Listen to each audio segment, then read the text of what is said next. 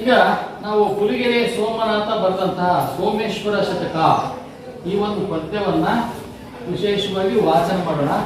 ನಾನು ಒಂದೊಂದೇ ಸಾಲು ಹೇಳ್ತೀನಿ, ನೀವು ಮೊದಲು ಹೇಳಿ ಪುಲಿಗೆರೆ, ಆಮೇಲೆ ಅವ್ರು ಹೇಳ್ತಾರೆ, ಆಮೇಲೆ ಮುಂದಿನ ಕಾಲವನ್ನು ಅವರು ಓಡಾಡ್ಕೊಂಡು ಹೇಳ್ತಾರೆ, ನೀವು ಕೂತ್ಕೊಂಡು ಹೇಳ್ಬೇಕು. ಆ ಸಾಲುಗಳು ಸರಿಯಾಗಿ ನೋಡಿ. ಸರಿ. ಹಿತವಂತೋರುವನಾತ್ಮ ಬಂದು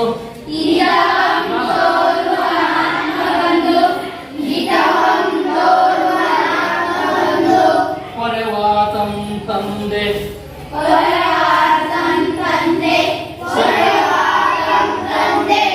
ಸದ್ಧರ್ಮದ ಸತಿಯೇ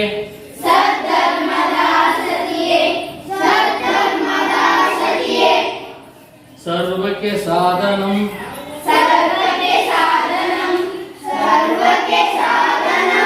ಕಲಿಸಿದಾತಂ ವರ್ಣ ಮಾತ್ರಂ ಗುರು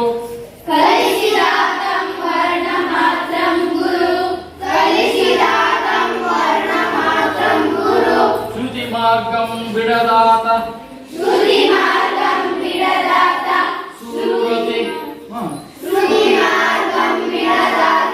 ಸೂರತಿ ಸೂರತಿ ಮಹಾಸದ್ವಿದ್ಯೆಯೇ ಪುಣ್ಯದಂ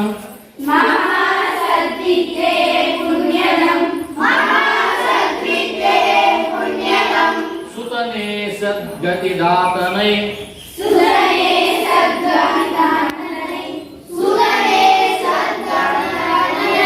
ಹರ ಹರ ಶ್ರೀ ಚನ್ನ ಸೋಮೇಶ್ವರ.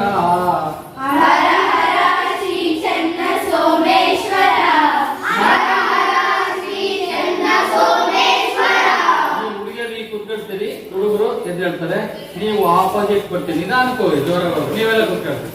ಹೇಳ್ತೀರಾ? ಎರಡನೇ ಪೇರ್. ಪ್ರಜೆಯಂ ಪಾಲಿಸಬಲ್ಲೊಡೆ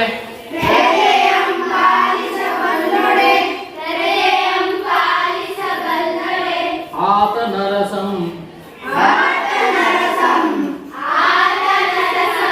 ಕೈಯಾಸೆಯಂ ಮಾಡದಂ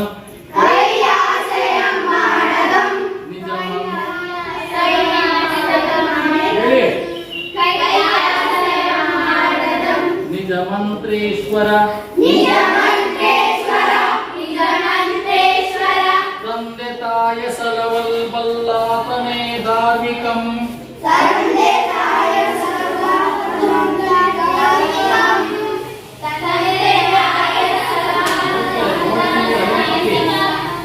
ನೋಡ್ತಿದ್ದೇವೆ. ಭಜಕಂ ದೈವದ ಭಕ್ತಿಯುಳ್ಳೊಡೆ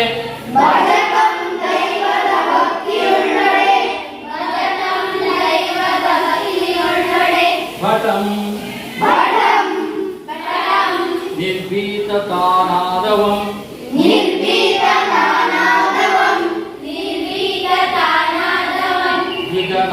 ವಿಜನಾಚಾರತೆಯುಳ್ಳವಂ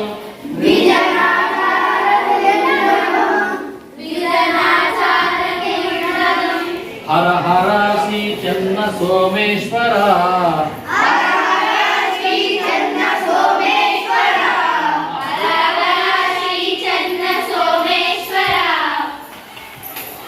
ಅತಿ ಗಂಭೀರ ನುದಾರ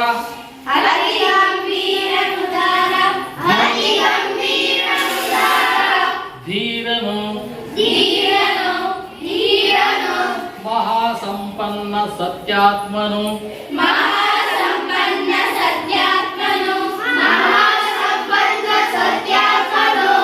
ಊರ್ಜಿತ ನಾನಾ ಲಿಪಿ ಭಾಷೆಯೋಳ್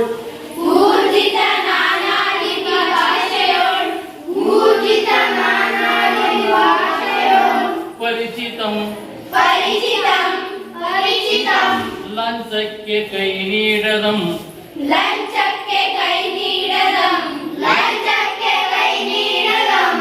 ವ್ರತ ಸದ್ಧರ್ಮ ವಿಚಾರಶಾಲಿ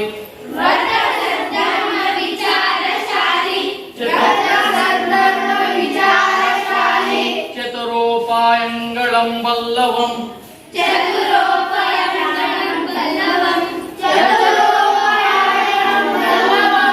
ಪತಿ ಕಾರ್ಯಂ ವರಮಂತ್ರಿಯೈ ಹರ ಹರ ಶ್ರೀ ಚನ್ನ ಸೋಮೇಶ್ವರ. ಹರ ಹರ ಶ್ರೀ ಚನ್ನ ಸೋಮೇಶ್ವರ.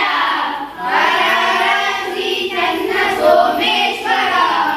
ಉಡುರಾಜಂ ಕಳೆಗುಂದಿ ಉಡುರಾಜಂ ಕಳೆಗುಂದಿ. ಉಡುರಾಜಂ ಕಳೆಗುಂದಿ.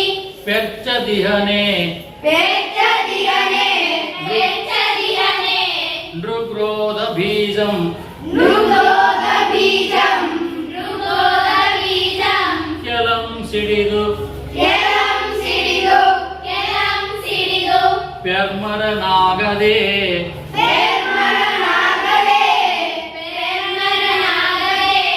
ಎಡಗರುಂ ಎತ್ತಾಗದೆ ಲೋಕದೊಳ್ ಎಡಗರು ಎತ್ತಾಗದೆ ಲೋಕದೊಳ್. ಎಡಗರು ಎತ್ತಾಗದೆ ಲೋಕದೊಳ್. ಮಿರಿಪಣ್ಣಾಗದೆ ಮಿರಿಪಣ್ಣಾಗದೆ.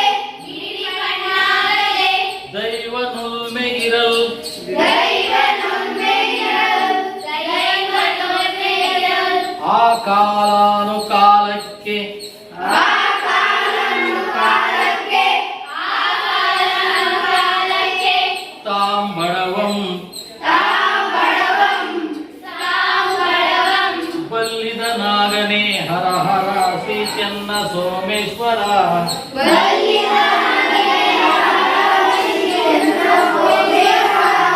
ಬಲ್ಲಿದನಾಗನೆ ಹರ ಶ್ರೀ ಚನ್ನ ಸೋಮೇಶ್ವರ. ಹೀಗೆ ಪದ್ಯವನ್ನ ನಾವು ರಾಗವಾಗಿ ಹಾಡುವ.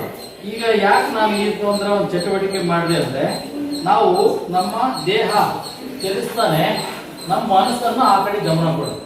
ಕಿವಿ ಕೇಳುತ್ತೆ, ಕಾಲು ಸಂಚರಿಸುತ್ತೆ, ಅದನ್ನು ಅರ್ಥ ಮಾಡಿಕೊಡುತ್ತೆ, ಬಾಯಿ ಹೇಳುತ್ತೆ, ಪಂಚ ಇಂದ್ರಿಯಗಳು ಕೆಲಸ ಮಾಡಬೇಕು, ಚಟುವಟಿಕೆಯಾಗಿರ್ಬೇಕು. ಗೊತ್ತಾಯ್ತಾ? ಹೇಳಿದ್ರಿ. ಸರಿ, ಈಗ ಅದ್ರ ಪ್ರವೇಶ ಇದನ್ನ ನೋಡೋಣ. ಹುಲಿಗೆರೆ ಸೋಮನಾಥ ಬರೆದಂತಹ ಈ ಸೋಮೇಶ್ವರ ಶತಕದ ಪ್ರವೇಶ ಭಾಗವನ್ನು ನೋಡೋಣ. ನಾನು ಹೇಳ್ಕೊಟ್ಟಂಗೆ ಹೇಳ್ತೀರಾ? ಕಿವಿ ಕೇಳಿಸಿರ್ಬೇಕು, ಕಣ್ಣು ಅಕ್ಷರನೇ ನೋಡ್ತಾ ಇರಬೇಕು, ಅರ್ಥ ತಲೆ ಒಳಗೆ ಬರಬೇಕು. ಆ ತರದ ಒಂದು ದೃಶ್ಯ ಕಣ್ಮುಂದೆ ಬರಬೇಕು. ಆ ಪದ ಏನ್ ಹೇಳುತ್ತೆ? ಉದಾಹರಣೆಗೆ ಆನೆ ಅಂತ ಬಂತು ಅನ್ಕೊಳ್ಳಿ, ನಿಮ್ ಮುಂದೆ ಆನೆ ಬರಬೇಕು ಅಲ್ವಾ? ಹೂವು ಅಂತ ಬಂತು ಅಂದ್ರೆ ಹೂವು ಬರ್ಬೇಕು ನಿಮ್ ಮುಂದೆ ಅಲ್ವಾ? ಆ ತರ ಈ ಯಾವ್ಯಾವ ಶಬ್ದ ಬರ್ತೇವೆ ಅವನು ಅರ್ಥ ನೋಡ್ಕೊಂತ ಹೋಗ್ತೇವೆ. ಕನ್ನಡ ಸಾಹಿತ್ಯ ಚರಿತ್ರೆಯಲ್ಲಿ ಕನ್ನಡ ಸಾಹಿತ್ಯ ಚರಿತ್ರೆಯಲ್ಲಿ ಶತಕ ಸಾಹಿತ್ಯ ಶತಕ ಸಾಹಿತ್ಯ ವಿಶೇಷತೆಯಿಂದ ಕೂಡಿದ್ದು. ವಿಶೇಷತೆಯಿಂದ ಕೂಡಿದ್ದು. ಈ ಪ್ರಕಾರದಲ್ಲಿ ಕೃತಿ ರಚನೆ ಮಾಡಿರುವ ಈ ಪ್ರಕಾರದಲ್ಲಿ ಕೃತಿ ರಚನೆ ಮಾಡಿರುವ ಕವಿ ಸೋಮನಾಥ. ಕವಿ ಸೋಮನಾಥ. ಶತಕ ಕಾವ್ಯ ಬರೆದ ಯಾರು? ಕವಿ ಸೋಮನಾಥ. ಹುಲಿಗೆರೆ ಸೋಮನಾಥ. ಅವನ ಊರು ಯಾವುದು? ಹುಲಿಗೆರೆ ಸೋಮನಾಥ. ಈತನ ಕೃತಿ ಸೋಮೇಶ್ವರ ಶತಕವೆಂದೇ ಪ್ರಸಿದ್ಧಿ ಪಡೆದಿದೆ. ಈತನ ಕೃತಿ ಸೋಮೇಶ್ವರ ಶತಕವೆಂದೇ ಪ್ರಸಿದ್ಧವಾಗಿದೆ.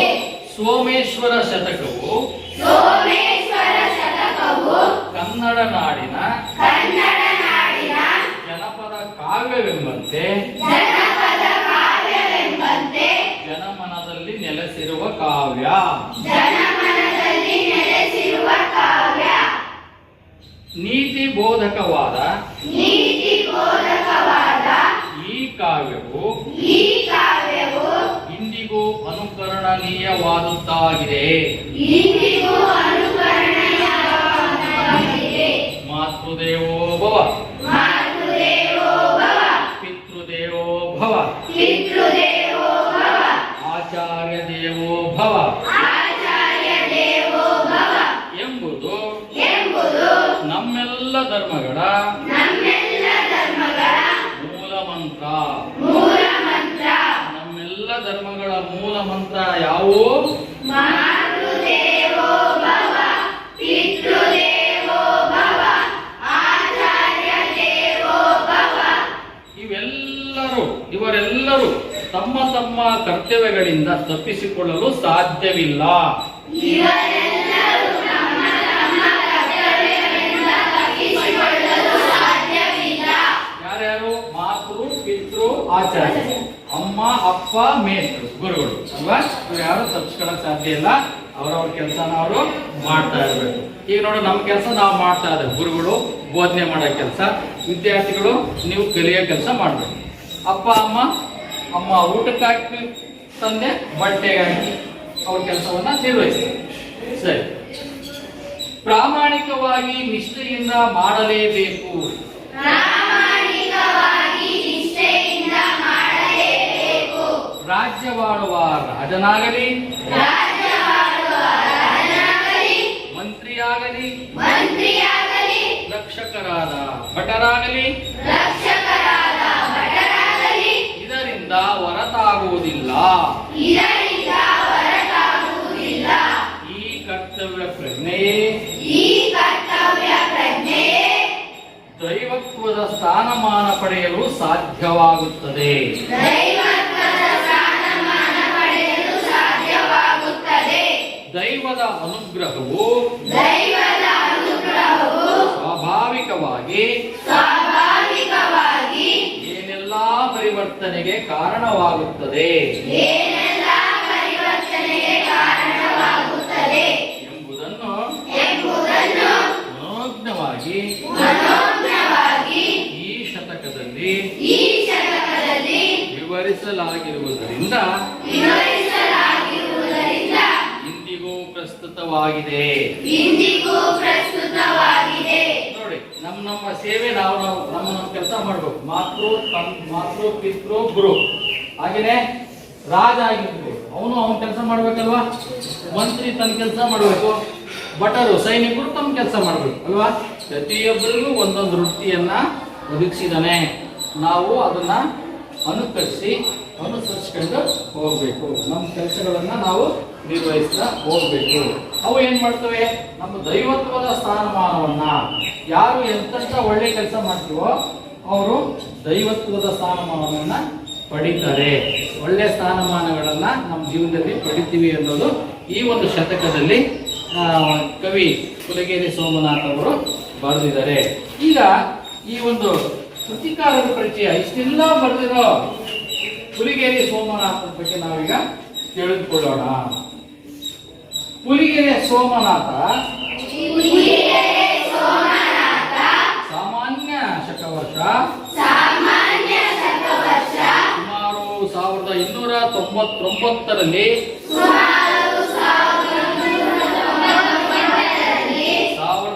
1299ರಲ್ಲಿ ಧಾರವಾಡ ಜಿಲ್ಲೆಯ ಶಿರಹಟ್ಟಿ ತಾಲೂಕಿನ ಹುಲಿಗೆರೆಯವನು ಈತನ ಹುಲಿಗೆರೆ ಸೋಮನಾಥನೆಂದೇ ಪ್ರಸಿದ್ಧಿ. ಕನ್ನಡ ಸಂಸ್ಕೃತ ಭಾಷಾ ಪಂಡಿತನಾದ ಈತನ ಅಂಕಿತ ಹರ ಹರ ಶ್ರೀ ಚೆನ್ನ ಸೋಮೇಶ್ವರ. ಹರ ಹರ ಶ್ರೀ ಚೆನ್ನ ಸೋಮೇಶ್ವರ.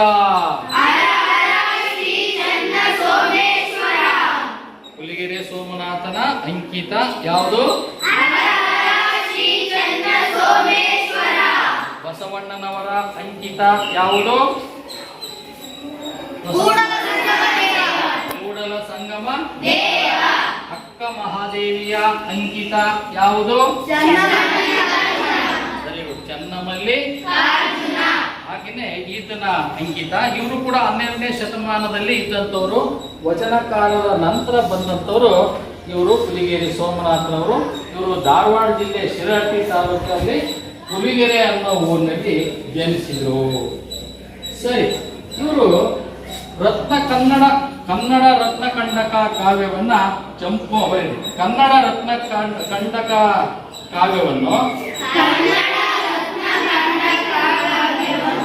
ಕನ್ನಡ ರತ್ನ ಕರಂಡಕ ಕಾವ್ಯವನ್ನು ಚಂಪುವಿನಲ್ಲಿಯೂ ಸೋಮೇಶ್ವರ ಶತಕವನ್ನು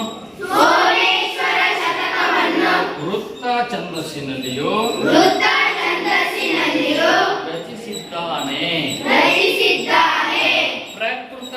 ಚೌಪದಿಗಳನ್ನು ಕನ್ನಡ ಸಾಹಿತ್ಯ ಪರಿಷತ್ತು ಸಂಪಾದಿಸಿರುವ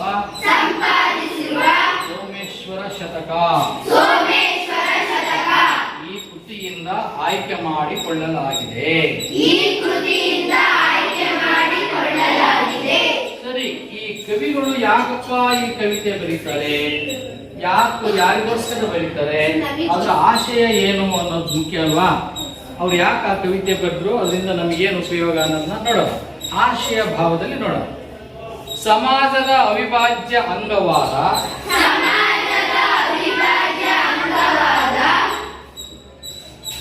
ಪಾಸ್ ಮಾಡು. ಅವಿಭಾಜ್ಯ ಅಂಗವಾದ ತಂದೆ, ತಾಯಿ, ಮಗ, ಪತ್ನಿ, ಗುರುಗಳ ಜವಾಬ್ದಾರಿಗಳನ್ನು ದ್ವಿಜ, ರಾಜ, ಮಂತ್ರಿ, ಭಟ ಮೊದಲಾದವರ ಕರ್ತವ್ಯಗಳನ್ನು ಈ ನೀತಿ ಶತಕದಲ್ಲಿ ಮಾರ್ಮಿಕವಾಗಿ ಹೇಳಲಾಗಿದೆ. ನಿಜವಾದ ಮಂತ್ರಿಗೆ ಇರಬೇಕಾದ ಲಕ್ಷಣ ದೇವರ ಅನುಗ್ರಹದಿಂದ ಕಾಲಾನುಕ್ರಮದಲ್ಲಿ ಸ್ವಾಭಾವಿಕವಾಗಿ ಆಗುವ ಬದಲಾವಣೆಗಳ ಬಗ್ಗೆಯೂ ವಿವರಿಸಲಾಗಿದೆ. ಈ ಮೂಲಕ ಪ್ರತಿಯೊಬ್ಬರು ತಮ್ಮ ತಮ್ಮ ಜವಾಬ್ದಾರಿಗಳನ್ನು ಅರಿತಾಗ ಸುಖಿ ಸಮಾಜದ ನಿರ್ಮಾಣವಾಗುತ್ತದೆ ಎಂಬುದು ಈ ನೀತಿ ಶತಕದ ಆಶಯ. ನೋಡಿ, ಈ ನೀತಿ ಆಶಯ ಏನಪ್ಪ ಅಂದ್ರೆ ಯಾರ್ಯಾರ ಬಗ್ಗೆ ಅಂದ್ರೆ ತಂದೆ, ತಾಯಿ, ಮಗ, ಪತ್ನಿ, ಗುರುಗಳು. ಇವ್ರ ಕರ್ತವ್ಯವೇನು, ಇವ್ರು ಹೆಂಗಿರ್ಬೇಕು, ಇವರು ಉತ್ತಮ ತಂದೆ, ತಾಯಿ, ಗುರುಗಳು ಆಗ್ಬೇಕಂದ್ರೆ ಯಾವ ರೀತಿ ಇರಬೇಕು ಅನ್ನೋದು. ಆ ನಂತರ ದ್ವಿಜ, ರಾಜ, ಮಂತ್ರಿ, ಭಟ. ರಾಜ ಆದವನು ಹೆಂಗಿರ್ಬೇಕು, ಮಂತ್ರಿ ಆದವನು ಹೆಂಗಿರ್ಬೇಕು, ಭಟ ಆದವನು ಹೆಂಗಿರ್ಬೇಕು, ಅವ್ರ ಲಕ್ಷಣಗಳು ಹೆಂಗಿರ್ಬೇಕು ಅನ್ನೋದನ್ನು ಕೂಡ ಇಲ್ಲಿ ಹೇಳಿದ್ದಾರೆ. ಇದು ಈ ಒಂದು ಪದ್ಯದ ಆಶಯ ಆಗಿದೆ. ಇದ್ರ ಮತ್ತೆ ಒಂದೊಂದೇ ಪ್ಯಾರವನ್ನು ಆನಂತರ ನೋಡೋಣ. ಅದಕ್ಕಿಂತ ಮುಂಚೆ ಪದಗಳ ಅರ್ಥಗಳನ್ನ ನೀವು ತಿಳ್ಕೊಬೇಕಲ್ವಾ? ತಿಳ್ಕೊಳ್ಳೋಣವಾ? ಸರಿ, ನಾನು ಹೇಳ್ತಾ ಹೋಗ್ತೀನಿ, ಅದ್ರ ಅರ್ಥ ನೀವೇ ಹೇಳ್ಬೇಕು. ನಿಮ್ ಕಣ್ಣೊಳಗೆ ಅಕ್ಷರ ಪದಗಳು ತುಂಬಿಕಬೇಕು, ಮನಸ್ಸಿನಲ್ಲಿ ಆ ಪದದ ಅರ್ಥ ಉಳಿಬೇಕು, ಅದು ಚಿತ್ರ ಬರ್ಬೇಕು ತಲೆ ಒಳಗೆ. ಗೊತ್ತಾಯ್ತಾ? ಸರಿ. ಆತ್ಮ, ಉಡುರಾಜ, ಊರ್ಜಿತ, ವಲ್ಮೆ, ಕೆಲ, ಕೈಯಾಸೆ, ಚತುರೋಪಾಯ, ದ್ವಿಜ, ಅವು ನೃಗ್ರೋಧ, ಪತಿ ಕಾರ್ಯ, ಆಸಕ್ತನಾದವನು, ಅದೊಂದು ಅಲ್ವಾ? ಪಾಲಿಸು, ಪೆರ್ಚು, ಪೆರ್ಮರ, ಪರೆ, ಬಲ್ಲಿದ, ಭಜಕ, ಭಟ, ಮಿಡಿ, ವರ್ಣ, ಪ್ರತಿ, ಮುನಿ, ಶ್ರುತಿ, ಸಂಪನ್ನ, ಸಾಧನ. ಸರಿ, ಈ ಆಶಯ, ಪದಗಳ ಅರ್ಥ, ಪ್ರವೇಶಿಕ, ಪೀಠಿಕೆ ಎಲ್ಲವನ್ನು ತಿಳ್ಕೊಂಡ್ಮೇಲೆ ನಾವು ಆ ಪದಗಳ ಆ ಪಾಠದ ಅರ್ಥವನ್ನ ಇನ್ನೊಂದ್ಸರಿ ನೋಡೋಣ.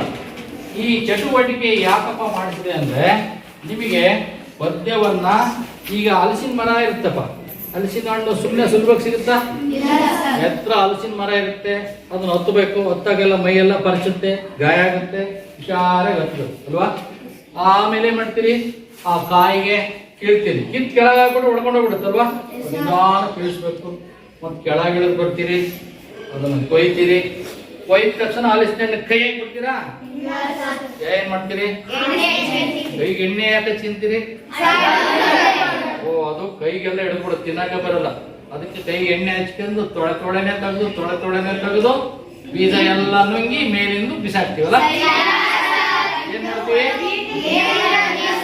ಬೀಜವನ್ನ ತೆಗೆದಿಟ್ಟು ಆಮೇಲೆ ತೊಳೆಯನ್ನ ಗುಳಂ ಅಂತ ನುಂಗ್ತೀವಲ್ವಾ? ತಿಂತೀವಿ, ಜಿಗಿತೀವಿ. ಅದು ಇನ್ನೂ ಜೀರ್ಣ ಆಗಬೇಕು, ರುಚಿ ಬರ್ಬೇಕಾದ್ರೆ ಏನ್ ಎದಕ್ಕೆ ಗೊತ್ತಾ? ಜೇನು. ಪಕ್ಕದಾಗ ಒಂದು ಬಟ್ಲಾಗಿ ಜೇನು ಇಟ್ಕೊಂಡು ಹಲಸಿನೊಳ್ಳೆ ತಗೊಂಡು ಎದ್ದು ತಿಂತಾ ಇದ್ರೆ ಎಂತ ರುಚಿ ಇರುತ್ತಲ್ವಾ? ಕರಡಿಗಳು ಅದಾವಲ್ಲ, ಅವು ಭಾರಿ ಜೇನು ಅಂದ್ರೆ ಹಲಸಿನ ತೊಳೆ ಅಂದ್ರೆ ಭಾರಿ ಇಷ್ಟ. ಅದೇನಾದ್ರು ಸಿಕ್ತು ಓಡ್ ಬಂದ್ಬಿಡುತ್ತೆ, ಗಬರಾಡ್ಬಿಡುತ್ತೆ ಮೈಯೆಲ್ಲ ಅಲ್ವಾ? ಸರಿ, ನೀವೀಗ ಈ ಹಲಸಿನ ತೊಡೆ ಬಿಚ್ಚಿ ಈ ಕಾಯಿ ಕೆಳಗಿಡಿದ್ರಿ, ಕೊಯ್ದ್ರಿ, ಎಣ್ಣೆ ಹಚ್ಕೊಂಡಿದ್ರಿ, ಕೈ ಹಾಕಿ ತೊಳೆನೆ ತಿನ್ನಬೇಕೀಗ.